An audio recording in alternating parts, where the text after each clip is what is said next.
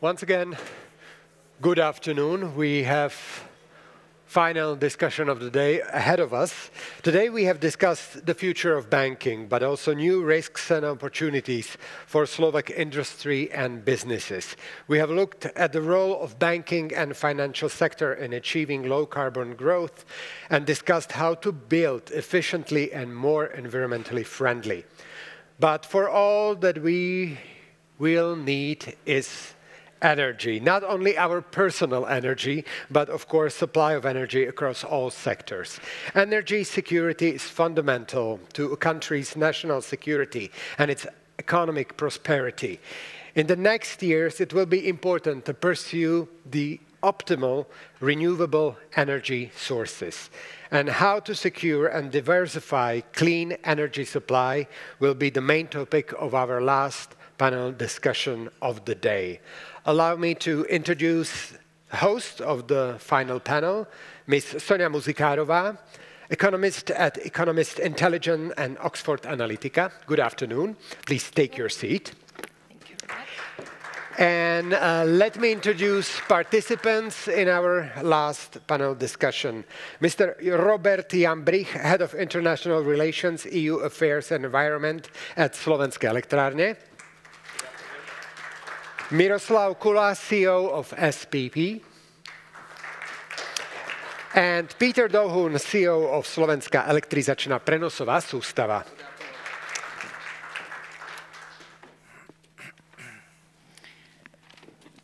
Thank you very much for the nice introduction, and good late afternoon, ladies and gentlemen, and welcome to the last panel of the day. It's quite late, but we certainly hope to indulge you and interest you in this discussion since the subject is quite fascinating. We have all become energy analysts just a little bit in the past 12 months. And it's very relevant to the economic future and prosperity of Slovakia. What we do now will shape the prosperity for the generations to come. Just to maybe give a bit of a baseline here for the discussion, we know that Slovakia and the landlocked countries surrounding Slovakia are some of the most dependent countries on Russian fossil fuels and have been also among the least diversified in the European Union. And after the invasion, these landlocked conditions, so the fact that these countries don't have a ready access to the sea, has made it quite difficult to obtain alternatives quickly. Also, there are infrastructure bottlenecks that the country had to grapple with. Some of those, they're not just pipelines for gas, but they're also processing facilities for oil that are suited for some varieties and are not suited for others. And all of these factors combined has made it quite an extraordinary challenge to wean off of Russian fossil fuels or at such short notice, and we're just at the beginning of this journey for countries like Slovakia. So as it has been probably pointed out times and times again, today we are approaching the one-year milestone of the beginning of the Russian invasion. And this is not a happy milestone. But the energy transition perhaps is one of the upsides that can emerge out of this. And it's also an excellent time for some stock taking. And as it has been introduced by the great MC, we have a long list of issues to discuss today. And no one is better positioned to provide insight than the representatives of leading energy companies in Slovakia themselves. So again, gentlemen, welcome. It's a pleasure to have you here. And I would like to start with looking back over your shoulder, basically into 2022, and quickly evaluate last year from your organizational prism. What has February 24th and the events, the economic events that ensued from that meant for your organizations, for your industries? What you had to adjust? What have you learned? Simply, what has 2022 been like for you? So maybe let's start here. Thank you very much. First of all, let me thank you for inviting me for this conference. Maybe I will start with the most important milestone for our company.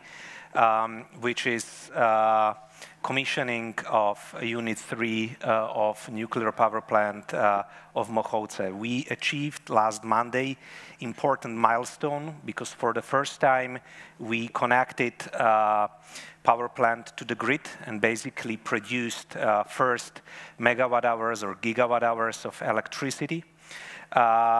It was a quite long journey, and as you were asked, basically throughout the whole 2022, we were very busy about this project, and we are happy that we could receive final decision from the UJD, which is the National Nuclear Authority, which gave us the green light for loading the fuel into the nuclear power plant. And then we started the long journey, and finally we came to the milestone, as I mentioned, last Monday. There is still a long way to go, but I hope that in a couple of months we will be really happy to announce that the power plant will go on full load, so on 100% of capacity. Of course, the second thing which we were very busy about during the last year were, of course, energy prices, electricity prices. There were a lot of, I would say, panic and discussions throughout the year. And of course, we were the ones who should come with some potential solutions. There were a lot of pressure on our companies to come up with some solutions and at least to put together some amount of money to help people, to help companies to find the way out from this situation. What our company did, it was already back in February 2022. We signed a memorandum with the Slovak government, basically to offer some amount of electricity for, let's say, fixed price for 2023 and 2024 for households. It was in the amount of around 6 terawatt hours. And this was basically our commitment to help to solve energy crisis by guaranteeing fixed price of electricity for households. And then, of course, there were a lot of other discussions going on at the European level, at national level, and I hope that we will be able to find out a solution not only for this year, but also for the next year, because this problem will probably be with us in coming years. So I hope that we will also find some strategic solution for the future. And of course, I hope that we will be able not only have a reasonable electricity and energy prices, but also we will have a possibility really to decarbonize energy and industry for the future. So this is just for the beginning. Thank you. Busy year. Thank you very much, Mr. Kula. For you have been, or your leaders have been labeled by Slovak media as visionary because you have started negotiating LNG contracts already way before the war. How has this entire year played out for you? It must have been quite a tough one. Tell us a little bit about it. How has the journey been? Okay, thank you. Well, first of all, it was a shock, I think, for everybody. And you have to understand that it disrupted our value chain, to 100%. So basically, what we considered as granted is not valid anymore. We had some signals in the past that something like this can happen. Of course, not to such a great extent, and not as well, including the war, etc. But some interruptions were basically visible in the past, and we had to get ready for it. So nevertheless, you cannot really get ready for this, let's say, 1% probability chances, that can happen in your life. So yes, it was a shock, and basically goal number one was to diversify and to get the gas to Slovakia. As you already mentioned in your introductory word, we are not really the best position for that. We don't have access to the sea. we don't have our own natural resources, so we are fully dependent on somehow on getting the gas from other countries and all the interconnections and agreements, etc. So basically, we need kind of a cooperating Europe for the rest of the Europe to get the gas here. And you can imagine that at the time, the national interests were prevailing and it was relatively difficult to diversify. Nevertheless, currently, we have 2/3 of the gas sources diversified to other than Russian sources. And basically, if anything happens, then there is this 1/3 remaining. But still, because of our position in terms of the geography, we are evaluating the other options. Basically, you mentioned LNG. So there's one of sources of gas, so we get LNG from different places, but basically different terminals, then through pipelines to Slovakia. And one of, let's say, our main suppliers as well, getting the gas from the North Sea to Europe and then to come here. So this was a challenge number one. Once this was done, second challenge of last year was, as already mentioned, the regulatory framework and impact on end customers, from households to large businesses. It as well disrupted a lot. Many businesses were either non-active or basically went bankrupt or stopped the production because of the extremely high prices. Or then, of course, the whole world was basically afraid that what kind of impact this could have on the households and on the whole society and the turmoil if the prices are not increasing by a few percent, but basically 3 times, 4 times, 5 times sometimes. So this was the management of the, let's say, of the end of the year to make sure that all the customer segments at the end somehow get decent prices of energy that can pay at the end and survive. So this was then the number one. And of course, let's say the long-term goal, which probably is what the conference is talking about here, is that we have to understand that primarily 100% gas company, let's say previous monopoly, have to change to something totally different because gas is now called so-called temporary fuel. I know it will take many years, but still the whole existence of that company is in question, and we have to make sure that we transform and accompany the let's say the economy to a greener world, right, whatever this means for a fossil fuel supplier. Right. Mr. Dovohun, also if you could tell us a little bit, maybe also about your organization, what you do, what is your core business, and also, how these past 12 months has shaped what you do and how that has been a game changer. I believe that most of the people have the knowledge and the comprehension of what the SEPS or the Slovak Transmission System Operator stands for, but just for sake of the further discussion, let me summarize that in 3 pillars or 3 areas what we as a team are doing. The first area is taking care and maintaining our grid, which is the physical elements of our network. We're talking about the power lines that cross the country, but also is interconnected with the other countries, Poland, Czech Republic, Hungary, Ukraine. Don't have any connection to Austria yet. And our substations. And the purpose of our grid is actually on a high voltage, because the higher the voltage is, the more efficient transmission of electricity with minimum losses is. The transmission is for the generating companies like Slovenské elektrárne, who produce the electricity, to get it to the consumers, to the customers, be it industry or the consumers. And we do it either directly, and in Slovakia we have a few, for example, US Steel, Slovalco, of FZ and Duslo-Šala as the directly connected, or through the distribution system operators. So that's one of the area. The second area, and the big responsibility for our core team in Žilina, is to manage the system, which means to oversight the transmission of the electricity and a state of the electricity in the system, both from the voltage as well as from the load perspective. Because one of the features of the electricity is that it needs to be consumed in the very same time as it's generated.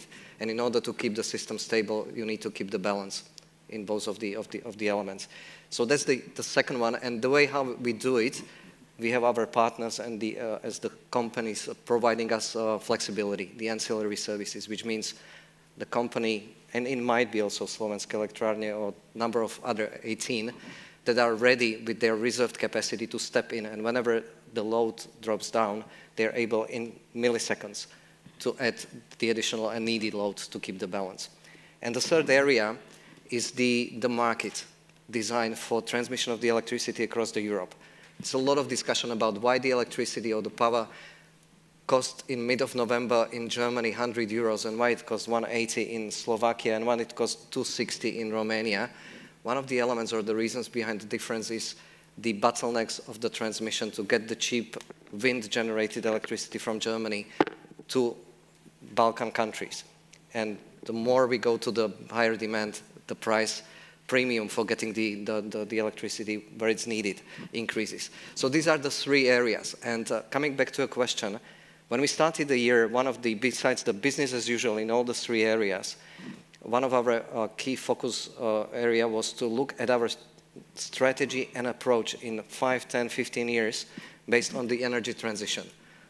What is the energy mix? How it's going to be supporting the growth of the consumption based on the decarbonization and the transition of the industry, heating, transportation, and so on. Are we able to cope with that growth in the short term, what we need to do in 5, 10 years? And then, it's already been said, we just woke up from one day to another one and we got a call from our friends in Ukraine, guys, we are in war. So the second area, or the second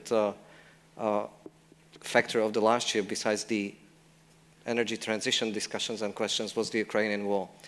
And the third one, it's already been mentioned as well, is the energy crisis. That was one sort of the side result of the war and the graduation of the situation in 2021.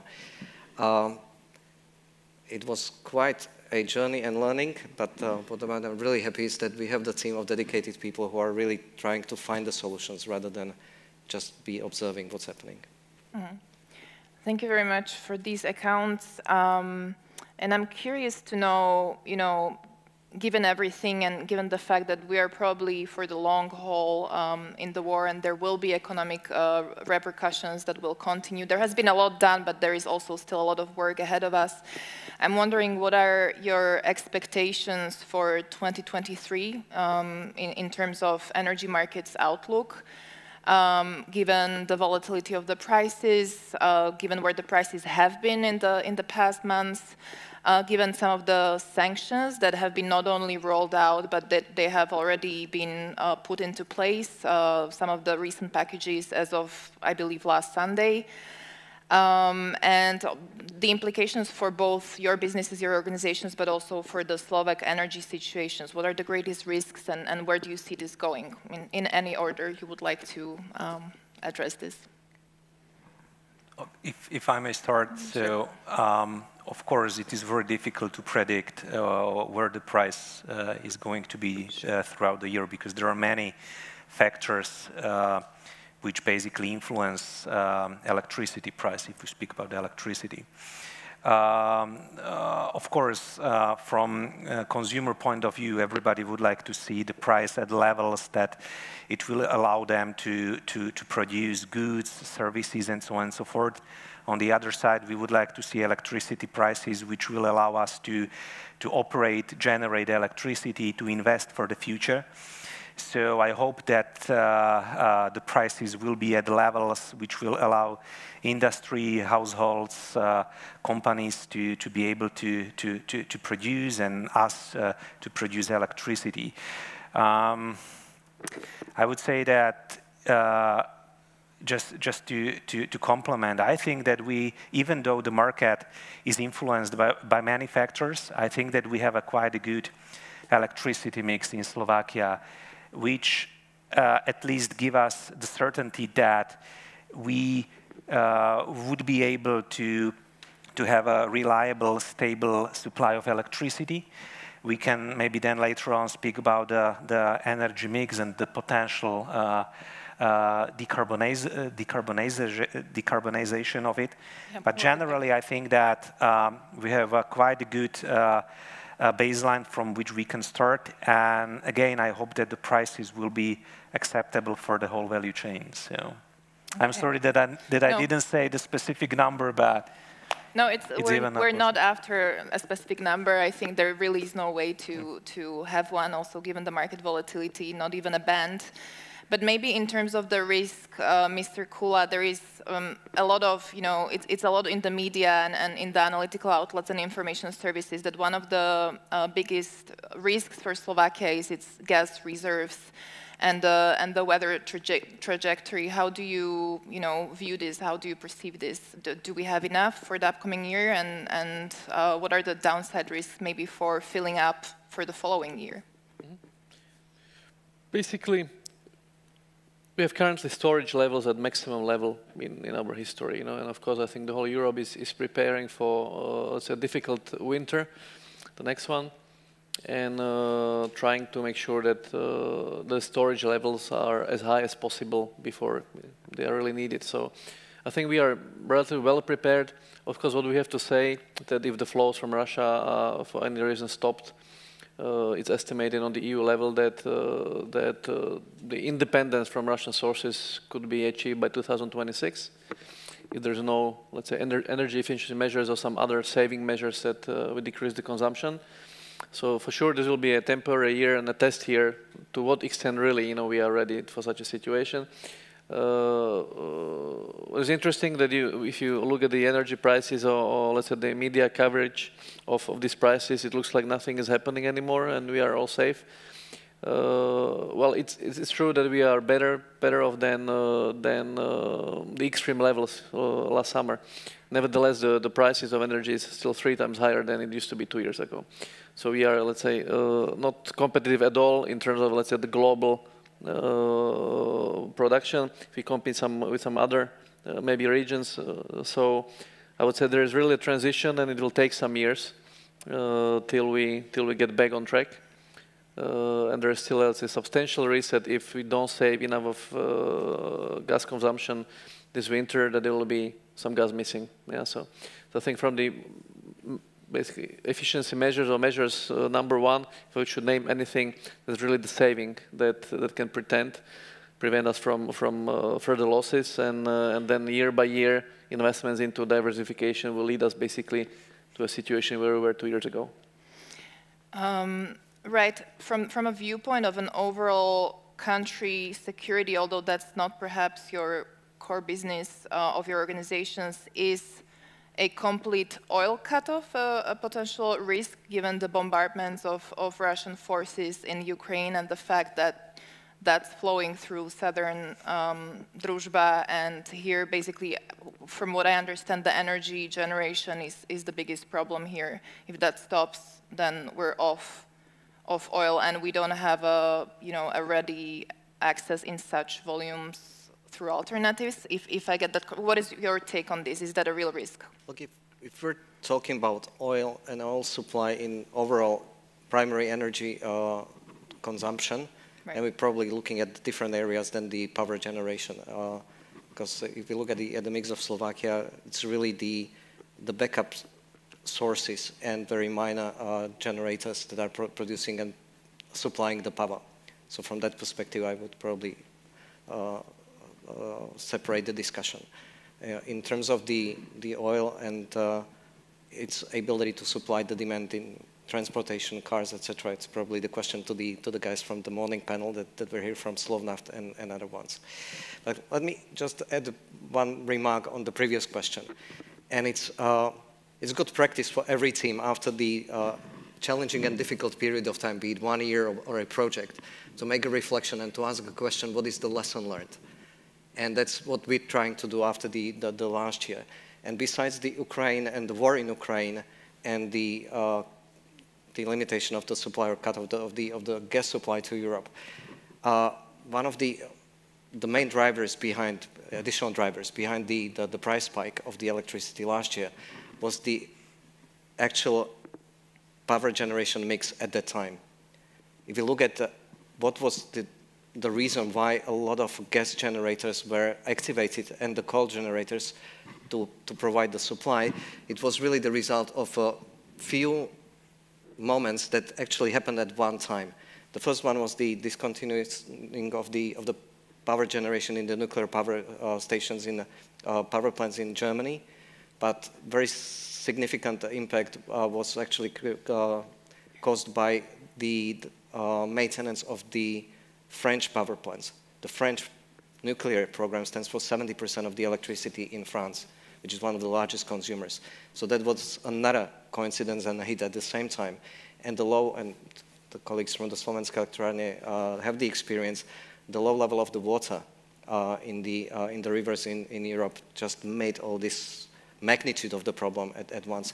So one of the learnings or the questions, are we really, besides talking about what we can do this year to manage the prices or to have the price caps and to secure the energy supply, are we really talking and trying to figure out what needs to be done in 2, 5, and 10 years to prevent this kind of the situation again? So that's what just wanted to put on the table, that it's part of our discussions as well.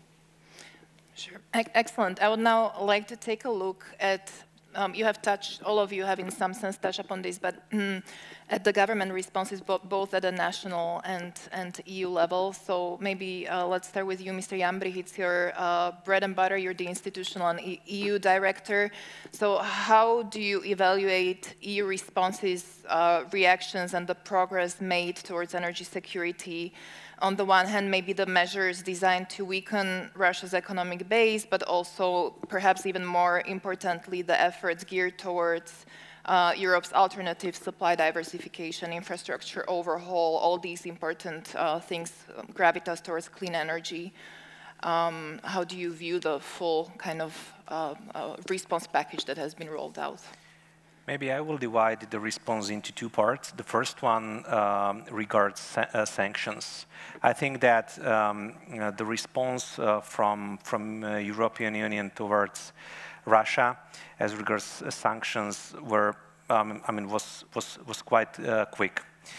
And there were a lot of discussions what kind of technologies, areas should be included.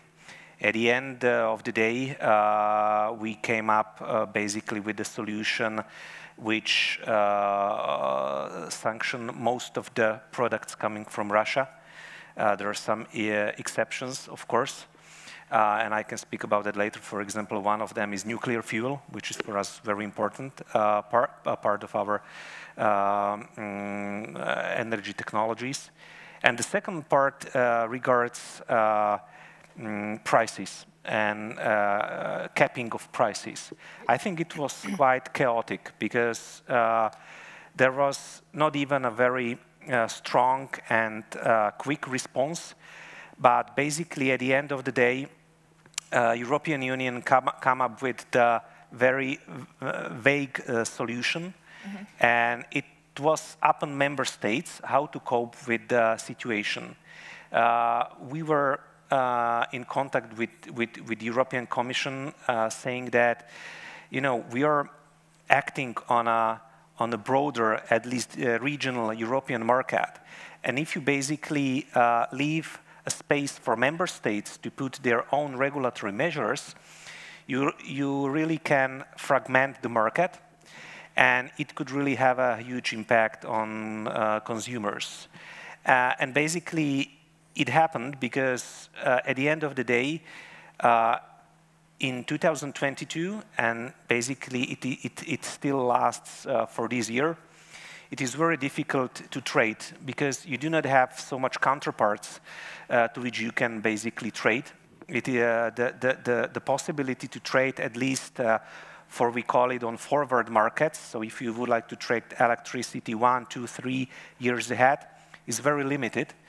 So at the end of the day, every member state should come up with some national solutions which are different and which really very much depends on the, let's say, possibility of member states and the budget they have in their hands to distribute to consumers. So at least this is my first view.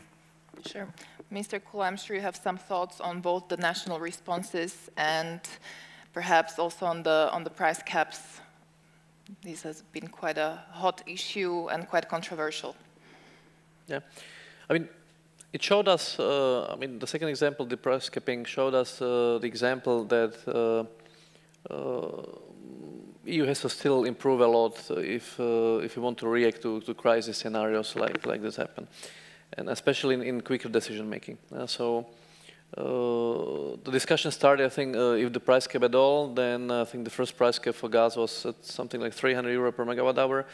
It ended with 180. At the time, we have the price of 60 to 70. So basically, till we price cap something, the price went down several times. So nowadays, you say, do we need the price cap of 180 if the price is 60? Probably not, or we probably need to react some differently if anything like this happen again. But what is good, and this is more happening more on national level than EU level, is, and I'm not in Slovakia, but any single country, that in crisis you are able to decide quickly and to act and to develop things. So we have examples of LNG terminals, which are now being basically built all over the place.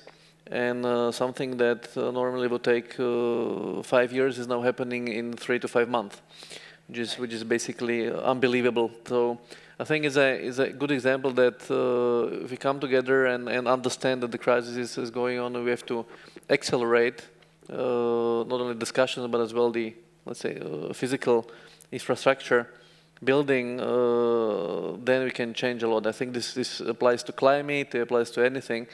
That yes, let's say good discussions are needed, but then the realization phase, has to then accelerate a lot.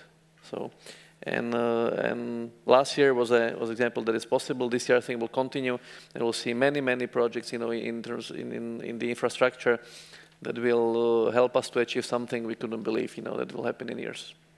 Right.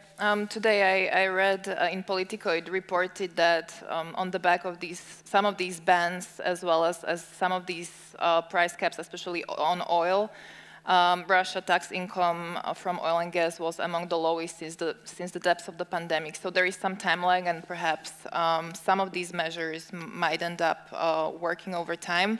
But let's move towards you, Mr. Dovhun. What is your take on this, but also perhaps on the fundamental needs underlying EU solidarity? You do a lot of cross-border projects, so I think you have a good prism to speak to that. I think it was my colleagues actually commented on the price caps and the situation. Sure. But as I already said in the introduction of the company, one of our areas is to, with the collaboration of the other countries and the TSOs, to set up a transparent platform for transmission of the electricity and trading the capacities.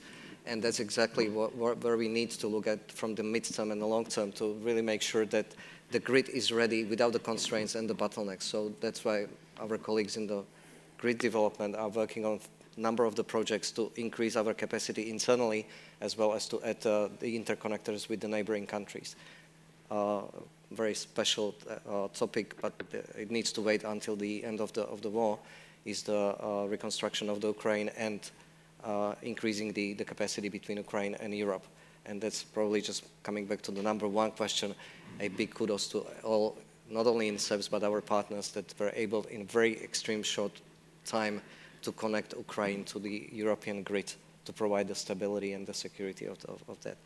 So that's from the first part. What I would probably also like to share with you is that we really understand that the power system, it's just a subset of the energy, but it also shares the same pattern, it's a challenge for everybody involved in terms of maintaining and building the balance between 3 dimensions. The security of supply to get the power, to get the oil, to get the gas, to get the green hydrogen in the future, to where it's needed to provide us with the light and with the heat and with the mechanical power or the energy that we need.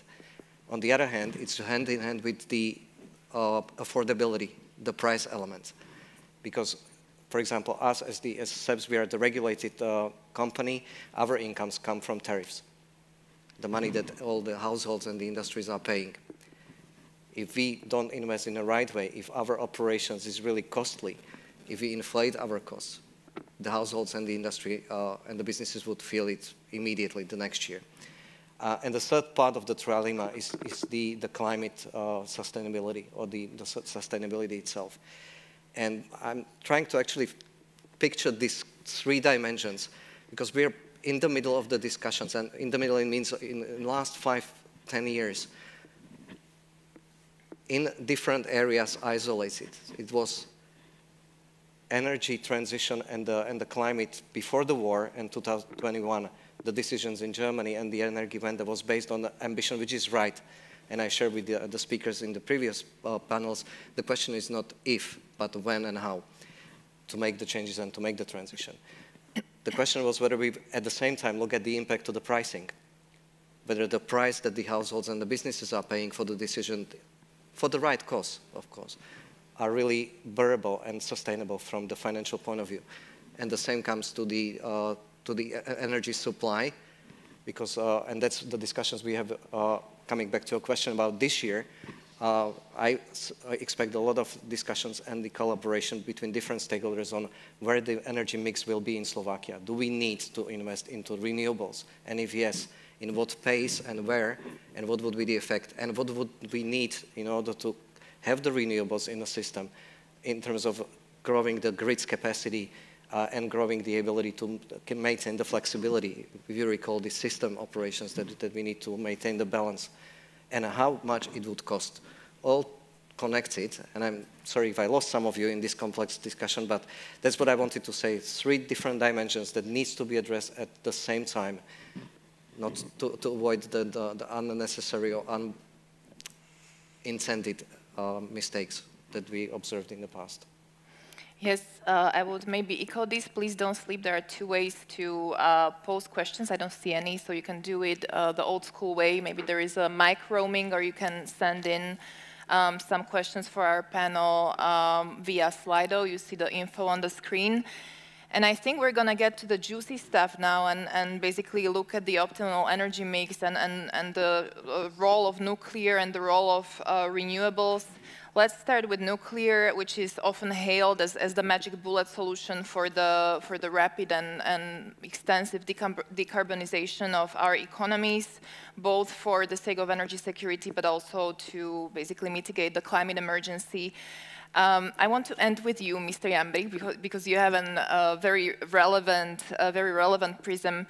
But maybe staying with you, Mr. Dovhun, where do you deem nuclear within the mix? Is it for you something short term, or is it supposed to be in the Slovak context and the regional context, or is it something that is consistent with a long-run strategy of Slovakia, and perhaps also can net zero be reached without it, and is it even desirable? Okay, you all, a loaded question. Most of you are bankers and you're after the numbers, so let me share a few numbers with you. If we take the all primary energy that needs to, for us to run our society, businesses, our entertainment, our households, electricity on a global level stands for 18% as the energy carrier. In different countries in Europe, it's a different number. In Slovakia, it's between 18 to 20, depends on a year. So when we're talking about the nuclear, we're talking about the power generation. Out of the 100%, 18-20%. So the question when we talk about the net zero in 2050, 2045, 2040, I heard in Austria is a new paradigm. We need to take in account entire primary energy mix, not only the power generation.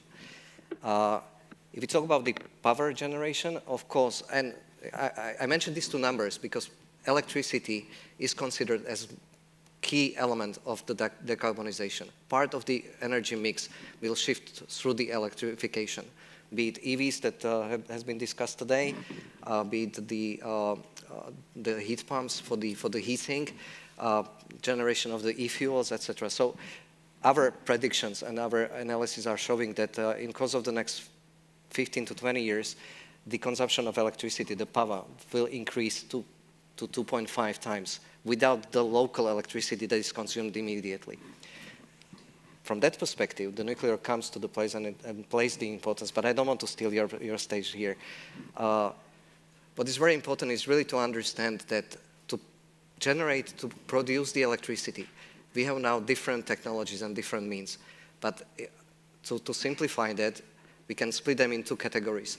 The ones that could produce electricity 24/7, and they are not interrupted, they are not intermittent, and the ones that are actually dependent on the weather, be it wind condition or the sunshine. For the future and for the decarbonization, we would need to have a proper mix of both technologies in every country. And if it's not country because they don't have the nuclear, for example, it's about enforcing, making the grid stronger to transmit the electricity between the regions within Europe. So that's where I would stop, because I think that you have much more to say. Yeah, I mean, I wasn't going to ask you if you're in favor of nuclear, right? Not me exactly the best. But what I wanted to ask you was, you know, there are reasons why before the invasion, you know, there was a push to phase these out, and there are some risks involved that are frequently cited: operational accident, waste, natural hazards. I mean, with the climate change, we've seen the earthquake in Turkey and Syria just yesterday. There has been a tornado in Moravia in 21. I mean, these things are happening. And also perhaps weaponizing these in a military conflict, such as in Ukraine, and so on and so forth. So how do we balance these risks with the opportunity that it's giving us in this emergency situation, and also the benefits over the long run? First of all, let me say that nuclear business and nuclear power plant operations is probably the most regulated sector worldwide, because you have standards, legislations, regulatory rules, really for everything, just for pressing the button. Everything should be in order. So it's really strictly regulated. On the other side, when you spoke about earthquakes, back to 2011, when there was a Fukushima accident, it showed to the nuclear industry that it's really very sensitive to any kind of events like this one. That's why European Union came with different kind of safety standards. We had to carry it out, like the stress tests. We had to invest in different projects for seismicity and so on and so forth, to really be sure that some kind of natural, let's say, events we are able to cope with. And we still have to really fulfill very strict safety standards, not only in operational fields, but also as regards, for example, nuclear fuel. So to basically get nuclear fuel here, it has really very specific safety standards. So I'm more than sure that I think we did the best to be able to cope with situations which basically could come up. And what I can say, we are really able to safely and reliably operate the nuclear power plants. Maybe staying with you for a little bit, you mentioned nuclear fuel actually several times, and I remember there was 100% dependence on Russia. So how are we doing on the diversification efforts here? That's true, and it's still valid. Basically, we are 100% dependent on the Russian supply of nuclear fuel. But due to the fact and due to this current situation, we decided to run a tender for alternative nuclear fuel supplies. So from the different source than Russia.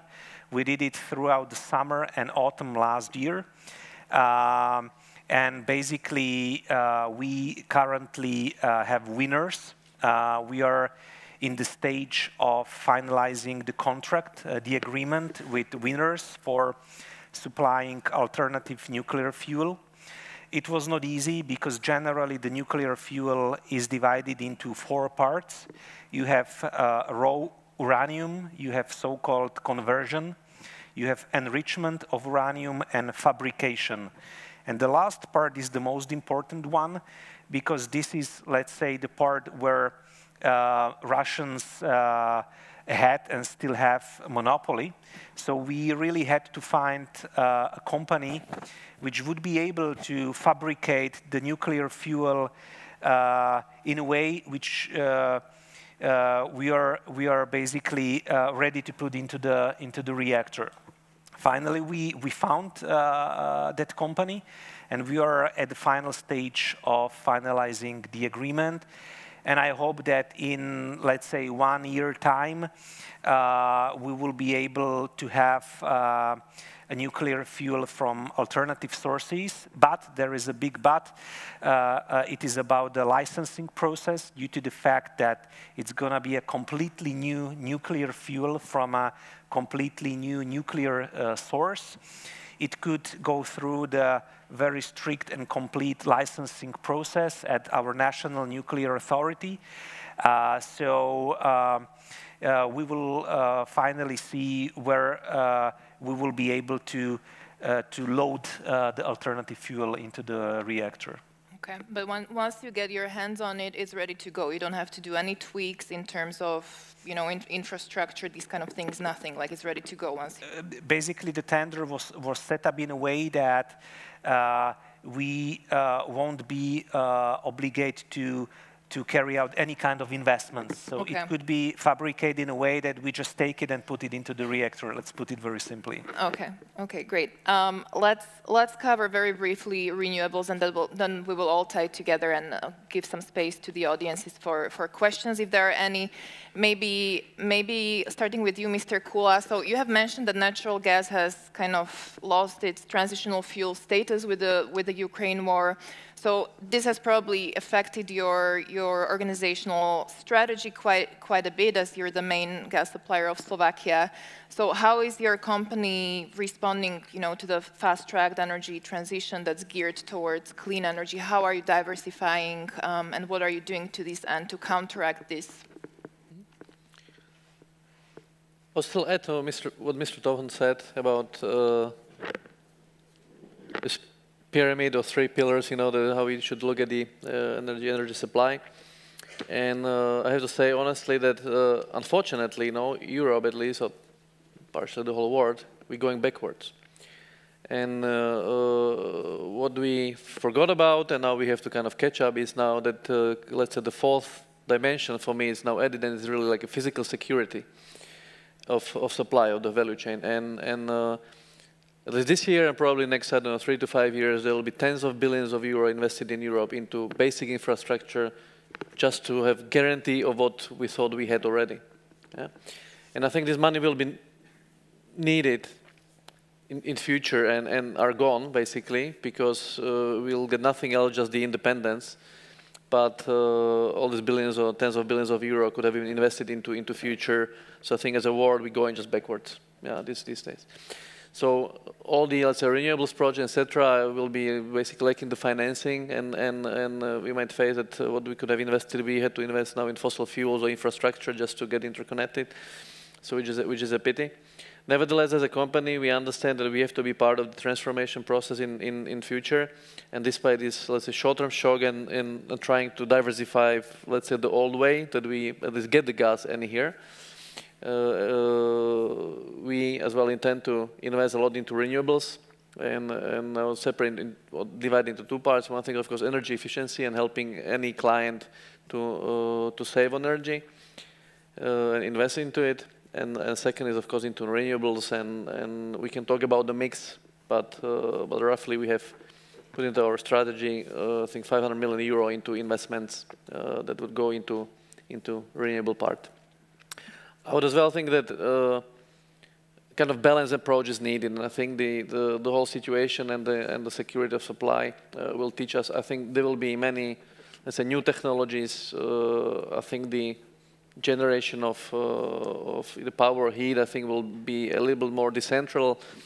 If you talk about is it nuclear safe or not, you know, are we, you know, safe because of earthquakes or war or whatever? I think the larger the unit, the higher the risk that there's a single place that you can destroy. Yeah. So I think there will be many measures as well to support kind of local investments and smaller energy sources, more technologies, basically be more balanced and not to be dependent on one source. Because in the history we had one source of gas, one source of oil, big power plants, everything was just one basically. And I think this time is gone. and it will go into more balanced approach and many different technologies and smaller maybe units and etc. So I think this is what we will see, and of course we want to take part in that transformation. Mm. Thank you. So I think we're kind of at the pinnacle of where we're getting at today, which is what is the optimal energy mix from your prism? You each have a little bit of a different organizational prism. So through your lenses, what is the optimal energy mix for Slovakia? Something that we should aspire to, something that we should go for, but something that we're also endowed for, given what is already in place, given what we can obtain. What should be perhaps the share of nuclear versus renewables versus anything else, and what are the requirements, and what are some of the tangible steps that should be taken in a foreseeable future towards this? If I can start, I would probably not be able to give you the number, like, the nuclear for 56 or 60, 70% and the renewables here. Let me just answer that from two angles. The first one is the affordability of the electricity.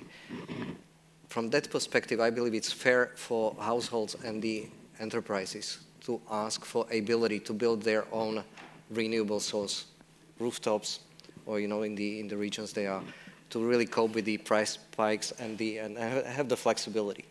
That's fair, and that's what we're trying to do in SEPS together with our partners from the distribution system operators to enable the businesses, institutions, hospitals, schools to have the rooftops. If we're talking about the main energy mix in terms of the macro view, it's a different ballgame, and I would repeat what I said. Every country should actually look at what is the demand of the power and electricity today, in 5 years, 10 and 15, in terms of the decarbonization and the transition of the economy, and to shape the mix according to answer to the question, are we going to be, from the security of supply, neutral in terms of the import and export, or are we willing to be pro-export country or the importing country? Just let me give you an example. Austria has been praised as one of the countries with the largest renewables share. However, if you look at the consumption of the power, we see that Austria is import country. And in the winter, they really rely on import as well as the generation of the power from the gas power stations. So coming back to your question, we need to actually have this kind of the answer first. That's number one. The second, I already mentioned that, is really to find a very delicate balance between the base loads, and I agree with Mr. Kula, the smaller generators and the technology that would supply the island, the region or the society, the city, is the way to go. However, even if we have a city, and you already read about the pilots of having the desert city that would be 100% renewable in Saudi Arabia, they would need to have the electricity in the night as well, where the sun is not shining, but they would need to have the power for heating because of the winter or the air conditioning in the summer. The main obstacle, and it's coming back again to the technologies which are not available today in the scale that we would need, is the storage of electricity. Electricity is one of the carriers that could not be stored for half a year or 1 year. We're not talking about the electricity in terms of, do we have our, what you call it in English, zásobníky, the reserves full on 50 or 60%. The only way how to store the electricity in a volume is to have the hydro pump. That's what we have in Černý Vrch, or a number of the hydro pumps in Austria are providing this capability. The batteries are in the beginning of the adoption and the scale-up phase.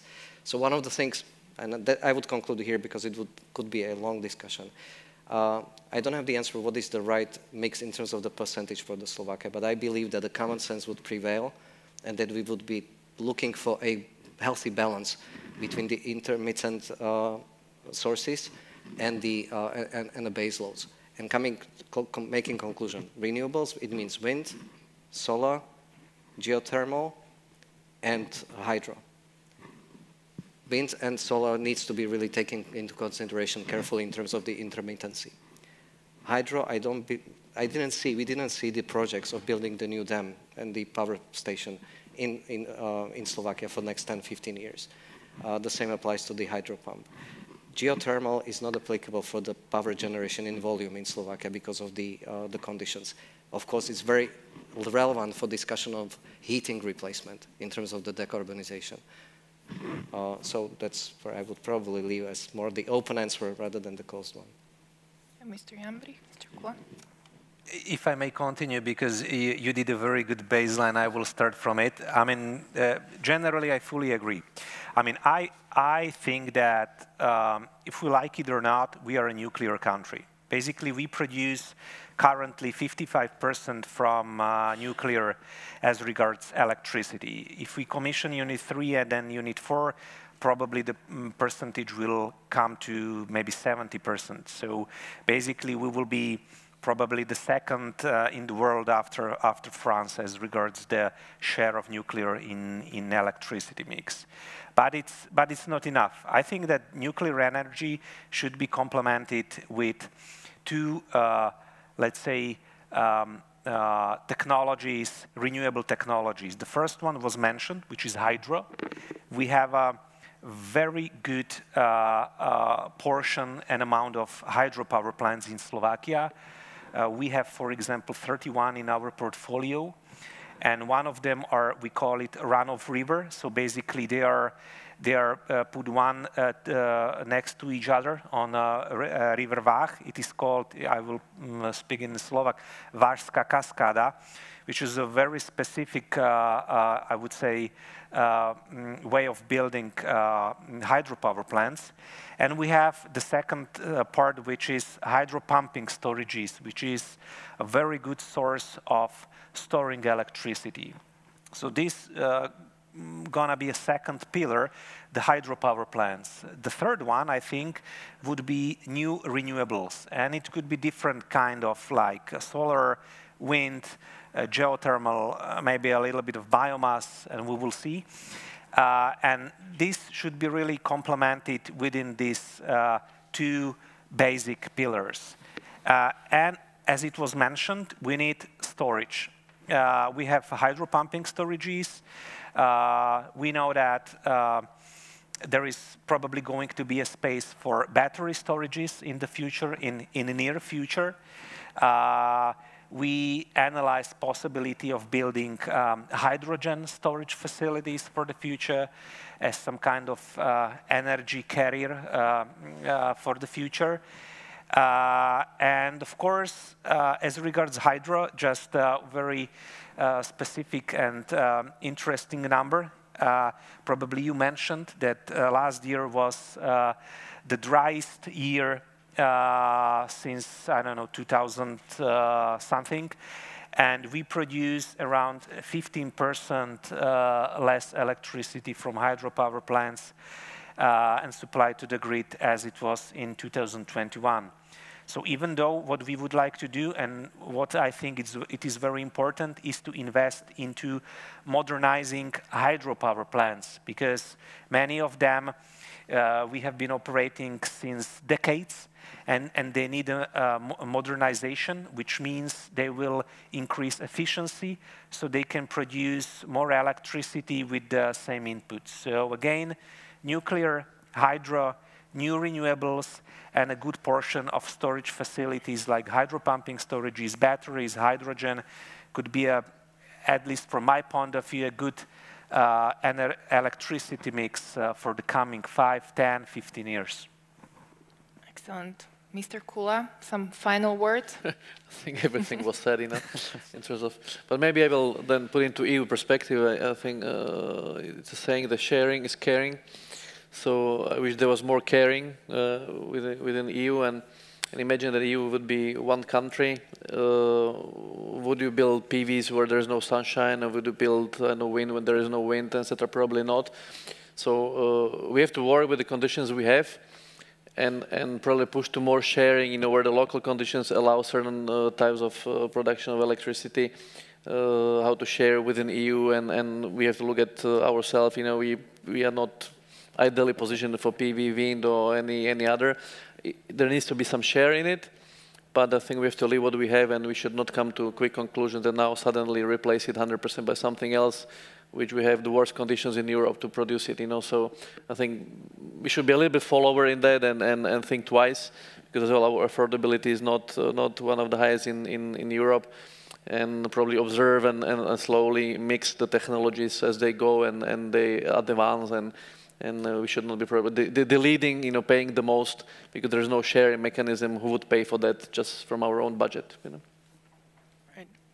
Thank you, gentlemen. I think you have given us a lot of food for thought. This is definitely a high priority and a work in progress. And I'm wondering whether we have any questions or comments from the audiences. I don't see any via Slido, but please don't be shy. Raise your hand and make use of our great panel today. I think energy security is a buzzword and an important priority for a long time, and it is to stay with us. So, any questions? No? Well, seems we have exhausted you at the end. Oh, we had a good conference. But I guess we will need a lot of millions and billions, you know, to invest. So. Yes, well, in that case, thank you very much for your attention to our excellent panel, and please give a round of applause to our three panelists today. You have done a great job, and thank you for your insights. Thank you very much, Robert Jambrich, Miroslav Kula, and Petr Douhun, the last three participants in our panel discussion. And of course, big thanks to Ms. Sonia Muzikarova for chairing the last discussion. Thank you very much for being here and discuss this important final topic of this conference. Please. Thank you very much once again. And now, let's move on. I already said it's the last panel discussion, but closing remarks are in the hands of Deputy Governor of National Bank of Slovakia, and would like to ask him to come over and give us that. But he needs to just discuss the final details. Okay, there's your mic, please.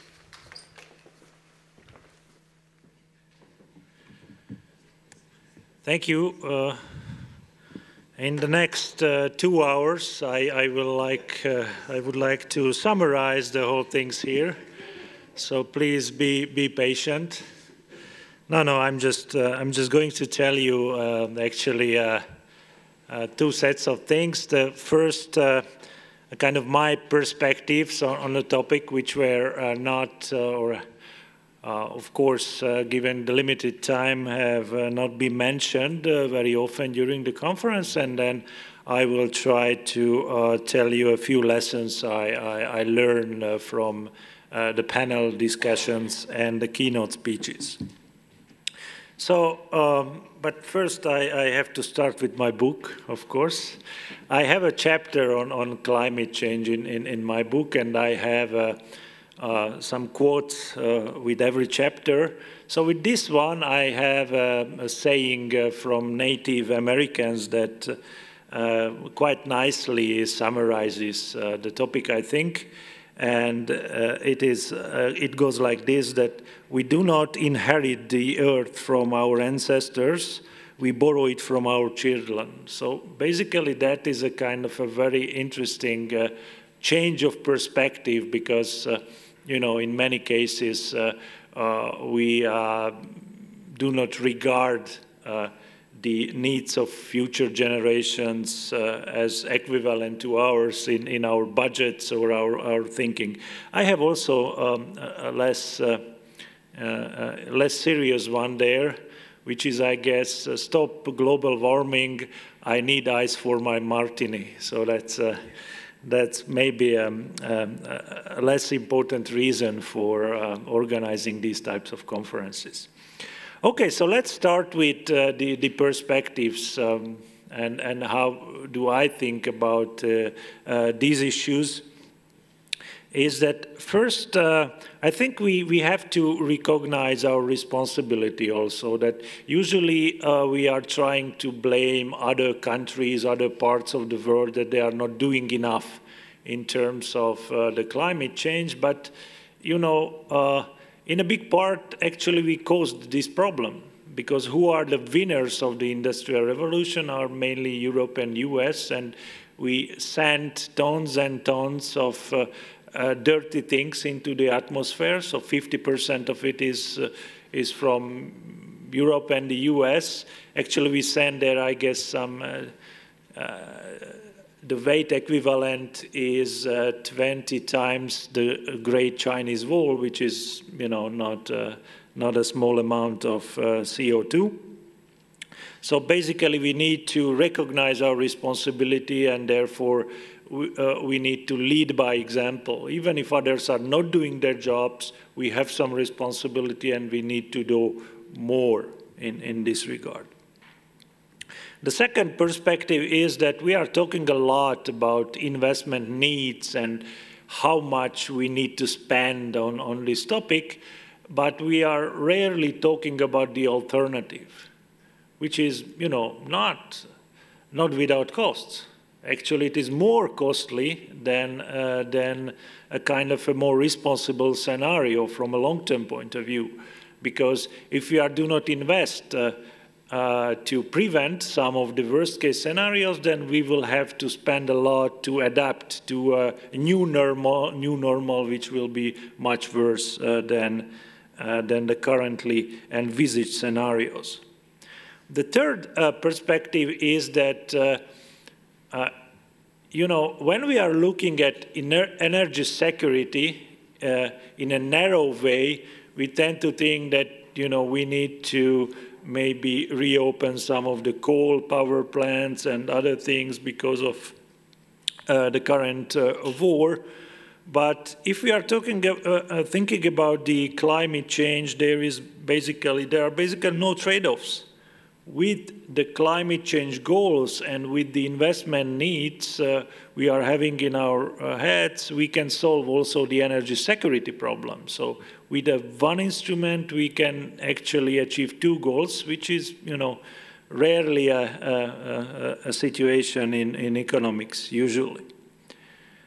The fourth perspective is a kind of a generational perspective in Central Europe that it was mentioned during the first keynote speech that actually a young generation has a very, very different worldview on the climate change.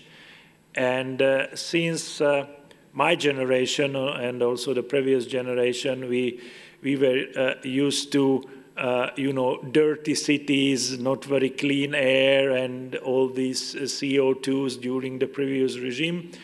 We actually don't care too much, and that was also reflected in some of the answers that in the corporate sector, especially SMEs, they do not think a lot about climate change as such, and therefore we need somehow to find a proper solution to this generational issue, and one way is, of course, to raise awareness, but I will come back to it a bit later. And my last perspective is that, of course, it was already too late yesterday to deal with this issue, but sometimes we are prone to overdo it. That actually, if we are, of course, we need to set ambitious goals, but if we are trying to fool the public that we need to do it very, very quickly and without looking at the costs, then, of course, it can create a substantial opposition to all this green agenda. And that is the reason why I think finding the right balance is much better than just blindly following some expectations which were put together quite quickly or in a hurry. So these are also political economy issues which are quite hard to solve in many cases. And now let me turn to the lessons or highlights of this conference, at least from my perspective. Actually, this is, of course, a subjective summary, so maybe you are going home with different messages in your heads, but this is my, I promise, short summary. So the first important thing, which is, I think, nice to highlight once again, is that we are not discussing the if question, which was not really a situation, let's say, 10 years ago or even 5 years ago. Many people, oh, climate change, this is some kind of propaganda from some, leftist-leaning generation, and there is no global warming, there are no, for me, the proof was that there was no skiing in the High Tatras during Christmas. And this is, it's a final proof that really there is a global warming and we need to do something with it.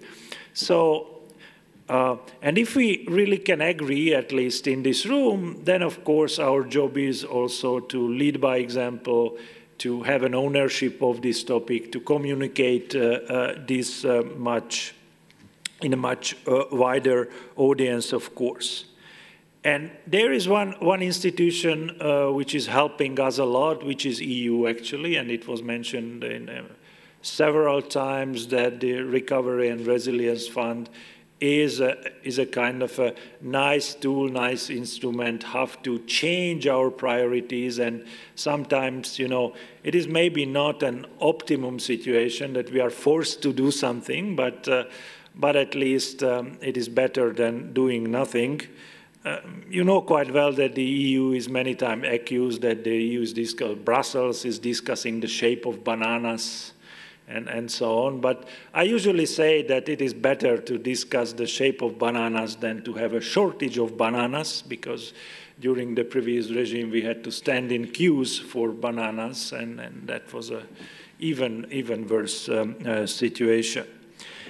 And so, since we now know that this should be our priority, we can identify our weak points. And clearly, from the discussion, the weakest point is the industry, the composition of our industry, which is still heavily relying on most of the materials and also base products, which are CO2 intensive.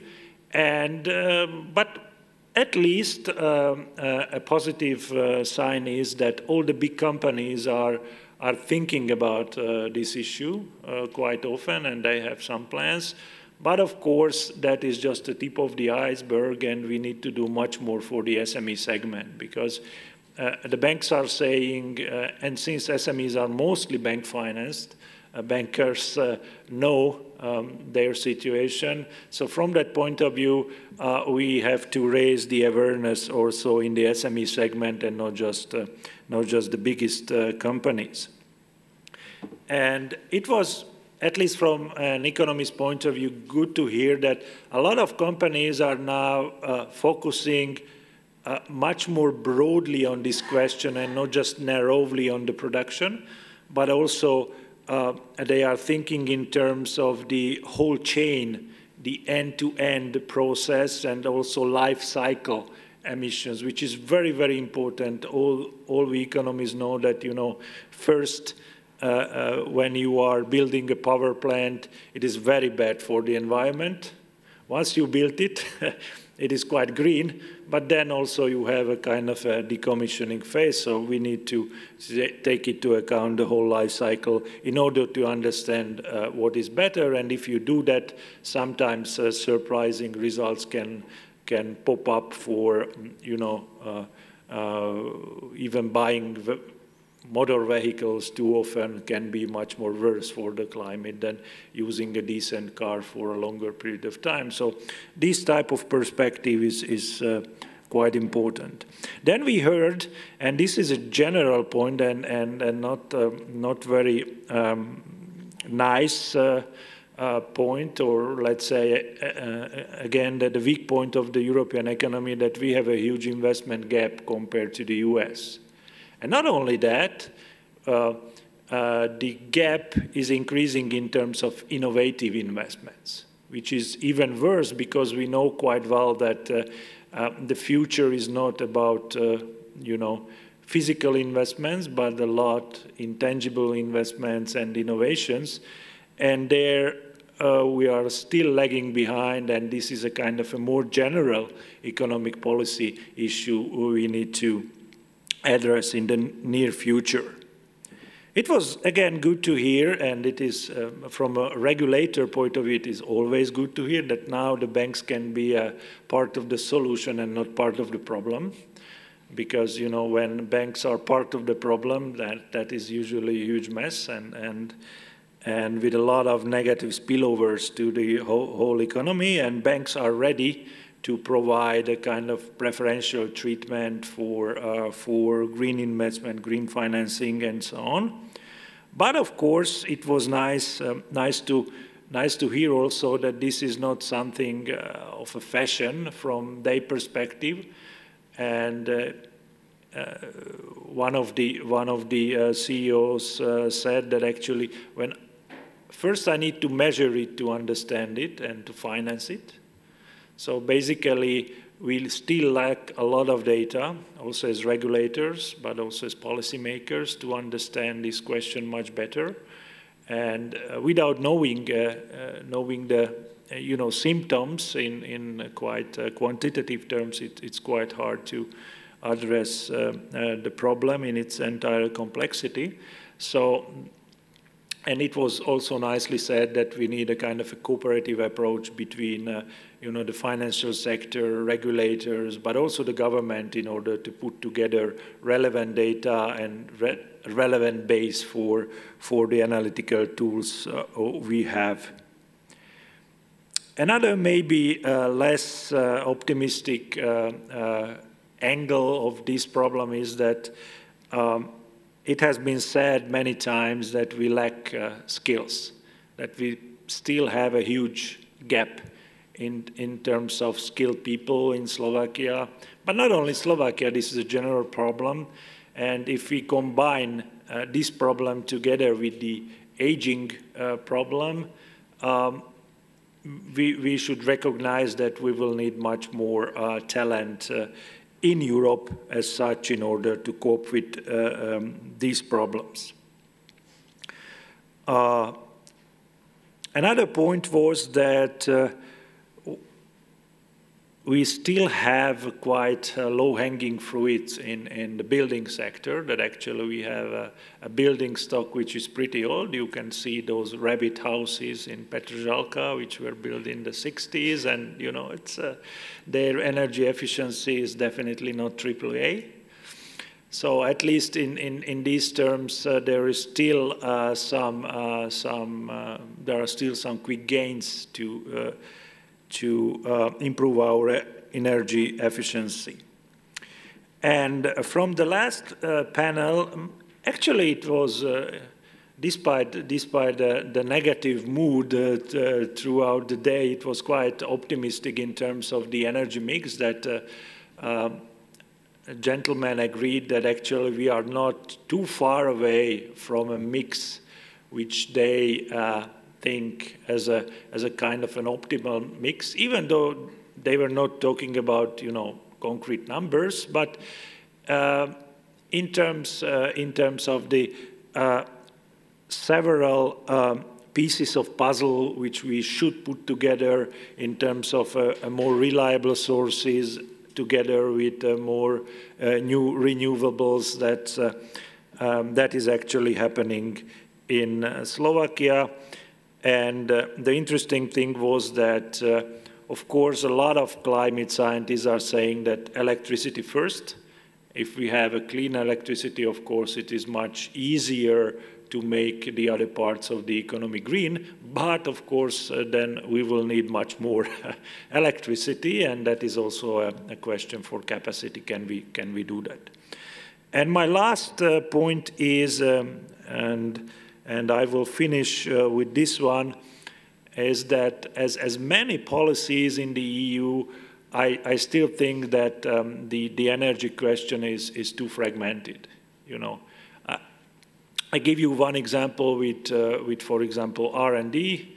We are still forcing every country to do a lot of R&D, even though they are not excellent in many areas. So from an economic point of view, it would be much better to have centers of excellence in Europe and produce or fund the projects there where we can have the most value added. Also in the energy sector, it doesn't make sense to put solar panels in places where the sun is not shining so much. So also from this perspective, a kind of an EU-wide energy solution together with sharing the power which is generated is a much better strategy. So that was it from my side. And I also wanted to thank you once again for bearing with us in this room from early morning, actually. And I also wanted to thank all the panelists and keynote speakers for coming and sharing their ideas with us. But I also, at the end, wanted to thank our team from the National Bank of Slovakia, especially the research department who organized this event. And I hope that we will be able to put together another interesting event on this topic in the near future. So have a nice evening, and thank you very much for your participation. Ladies and gentlemen, Ludovic Dodor, Deputy Governor of the National Bank of Slovakia, and his closing remarks. So, right now I would like to thank you for taking part at today's conference. Now it's over officially, and I'm confident that by working together and sharing our experiences and thoughts and insights, we can make a real difference in our world. And if you would feel like discuss a little bit more, there are some refreshments ready for you in the foyer. So if you will have a few spare minutes or hours, just enjoy the refreshments and stay here. Of course, you're free to do that. Once again, thank you very much for your attention and for taking part at today's conference organized by the National Bank of Slovakia. Good evening.